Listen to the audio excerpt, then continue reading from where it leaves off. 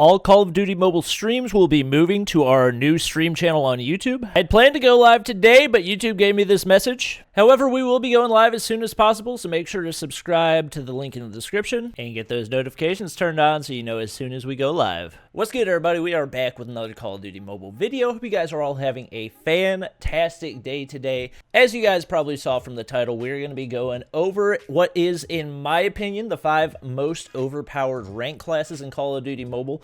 Obviously, there are a lot of different things that are going to be opinion-based in this video, but from my experience, I've played the game a lot, like a lot, and I have not found any classes that work better for me than these. So it may depend a little bit on your gameplay style, but these are going to be the 5 classes that I would recommend you using, and since you have 5 class slots, it works perfectly.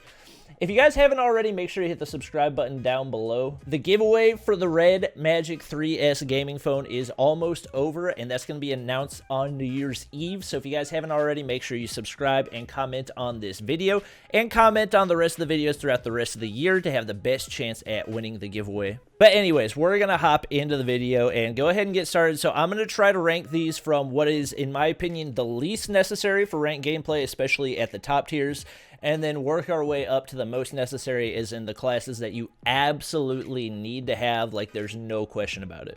So our first class, which actually used to be my favorite class and favorite gun in the game, it's now becoming decreasingly necessary for me for a few different reasons. That's going to be the Type 25. So obviously the Type 25 is still a really good gun, but I found more and more that it's not as necessary in ranked, because it's sort of a combination of 2 different things that you're aiming for. On the one hand, you want the range class that allows you to take fights from far away, and on the other hand, you have the close range class, which allows you to get kills really quickly and is dependent more on reaction time and turns and being able to move quickly and have mobility. So the Type 25 has pretty good mobility, it has pretty good close range damage, and it has pretty good long range damage, but it's not the top tier in really any of those, and because of that, it's not really as necessary, and you're trying, especially in ranked, to cater the class that you're using to the game mode that you're playing. So in game modes like Search and Destroy, you either want to have a player that's going to be able to sit in the back and watch out and snipe, or you're going to want to be able to have somebody that is able to rush up close and win those 1v1 fights. And if you have an MSMC versus a Type 25, the MSMC is just going to win every time because the damage output is so much higher. That being said, this is a good beginner class because it's a stable gun, it's got decent range, it's got decent up-close damage, and it's usable in a lot of different situations. It's just not necessarily going to win in all those situations, depending on what you're going up against.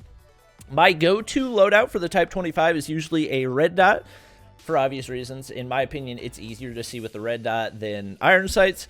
Quick draw, so essentially what quick draw does is allows you to scope in faster, and obviously it's all about reaction time. The faster you can scope in, the faster you can win the fight. Foregrip helps you to control your recoil, especially vertical recoil. So if you have really good recoil control, you could possibly switch this out. I've had a lot of people say they like to use the suppressor on the Type 25. In my opinion, it adds a lot of horizontal recoil to the gun, and I really don't like it, but it's all up to personal preference at that point. And then I like to use the fast mag because usually when I'm shooting the Type 25, I don't exhaust all of my bullets, and I find it's more useful to be able to reload quickly than to actually just have extra bullets in there. Anybody who's playing ranked is going to be using an RPG, so this is just what you need to have if you want to have the best shot at winning in ranked, whether it's for shooting down UAVs or actually winning fights. The RPG or SMRS is definitely going to be your go-to. As far as perks, I'm going to be using the same perks for a lot of my classes. So in my opinion, there's no blue perk better than Dead Silence. It's super OP. Enemies don't know where you are, so obviously you're going to want to use it. For the Type 25, I have Hardwired turned on because most of the time when I'm using the Type 25, it's going to be in situations where I value my life a lot. So I'm not going to be using it in Domination as much. I'll be using it more in Search and Destroy and TDM, where you really don't want to die to a trip mine. That's really the main reason I use Hardwired. And then Agile makes it quicker to mantle and aim your gun. So essentially it's a boost similar to Quick Draw, and definitely really useful for the Type 25 since it doesn't have the quickest scope in time. I actually need to switch this, and I think I have the smoke grenade equipped because I used to use I used to use the Type 25 a lot more in domination, but there's just no tactical equipment more useful than the trophy system, especially with the amount of explosives in the game today. I always use grenades because, in my opinion, if you're skilled with grenades, they're a lot more useful than trip mines, and obviously nobody uses sticky grenades. The Sparrow, also, in my opinion, still the most OP operator skill. You're able to get so many kills with it because of the amount of range that it has, along with the fact that it can deal splash damage. Like I said, the Type 25 is not a bad option for close range fights, and because it has good mobility, you'll be able to win a lot of those close range 1v1s, assuming you're not going up against an MSMC. The thing is, in rank these days, pretty much everybody in close range has an MSMC, and because of that, you're going to have a tougher time winning gunfights. And as you'll see right here, it's not as stable long range as the AK117 is, and because of that, it's tougher to win those long range gunfights against snipers. Next up, we got the AK117. So, we're going to be rocking this very similarly to how we do the Type 25 because it has similar usage. Effectively, it's got decent speed. It does have better range than the Type 25, which is the reason that I do give it the advantage over the Type 25, especially when I was doing gameplay today. It felt like the AK117 had a lot more usefulness because it was so much easier to win those long-range fights than it was with the Type 25. So if you're not going up against a sniper or an S36 most of the time, if you're using the AK117, you're going to win the fight because that probably means the opponent is either using an MSMC or a Type 25, and the AK117 wins the range battle against those guns. With that being said, it is also still kind of a combination between that ranged weapon and that high-powered up-close weapon. It's not quite as strong up-close as the Type 25, but I still find it's more usable in most situations than the Type 25 is.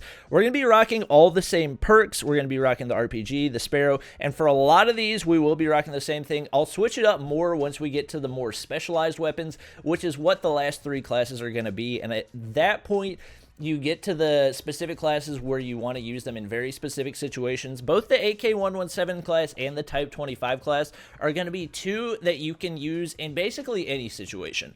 It's a really good all-around gun that can do a lot of different things, and it's possible to win a gunfight in really any situation, but it's all about how you play the situation, your awareness of where the enemy is, and a lot of different other factors. You guys will see right here that the AK117 is very, very stable, and so especially in those mid-range fights, it's a really good option because you don't necessarily need to be able to one-shot kill somebody or insta-kill them, but because it's mid-range, the AK117 is really specialized because it's super stable and also has really good damage output.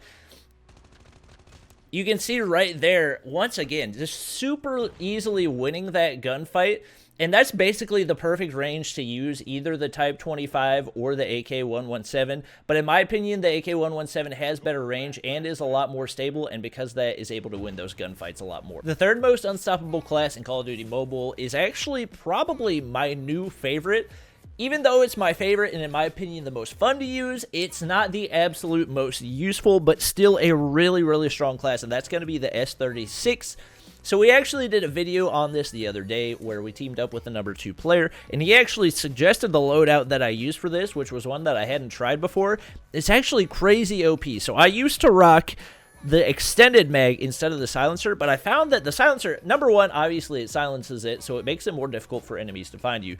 But number two, it actually feels more stable, and it might just be in my head, might be because the sound of it is different, but it actually feels more stable with the silencer than without. And even if it is just a mental advantage, an advantage is an advantage. So that's the reason I'm going to suggest the silencer over the extended mag or really any other attachment. The foregrip doesn't really change the recoil of the S36 at all, so that's not going to be necessary. Quick draw is going to be absolutely necessary for any LMG you guys are going to use in the game. And then FMJ I would definitely recommend for any LMGs as well, because it makes it easier for you to wallbang and increases your wallbang damage. And you're going to be trying to wallbang people more with an LMG than you will with really any other gun in the game. And then I like to use the red dot. Some people like to use the tactical sight. In my opinion, that hurts you a lot in your close range fights, and because of that, I'm going to go with the red dot. As far as perks and different attachments go, obviously we're still going to use Dead Silence. I can't find any blue perk that's better than that. We're going to be using Ghost instead of Hardwired. We're not going to be pushing as much with the S36 when we use it, and because of that, it's a lower likelihood that we're going to be running into trip mines. This is also going to be mainly a domination gun, so you're not going to use it as much in TDM unless you're maybe on kill house or firing range. But that being said, Ghost is going to be really useful in those situations because if the enemy does get a UAV, they still won't be able to find you. And then obviously we're going to be rocking Agile because the quicker that you can mantle and aim your gun, the more opportunity that you're going to have to be able to win close range gunfights. Obviously still using the SMRS as well because it is the most overpowered secondary weapon in the game and probably will remain to be so for a while until hopefully one day they ban it from ranked. The S36 is going to be super useful, especially on kill house, because basically all the walls in kill house are wall bangable, and if you have FMJ on your S36, you're essentially going to be able to shoot through every wall you could possibly need to.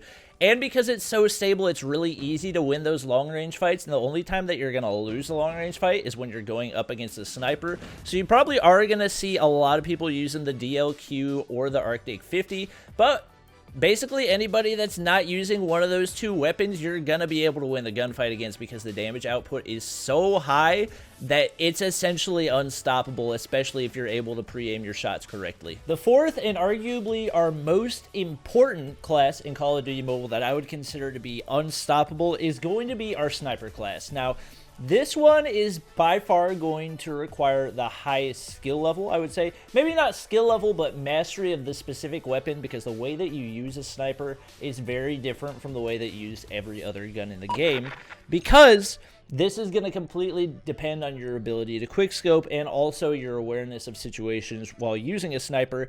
It's not something that you can miss shots with. If you miss the first shot, more than likely you're dead. But with the DLQ, it's so important to have in rank because on almost everything except for maybe a foot shot or a super long range shot to the body, it's going to be a one-shot kill. Now, for the DLQ, you are going to want to have the right sniper settings, so I actually went through those settings in my 4 settings that you need to change in Call of Duty Mobile. You guys can check that video out if you haven't already. But we're going to go through the class loadout and everything else. Most of the perks and everything else are going to be about the same. So obviously the DLQ 33 Deep Shark is what we're going to be using.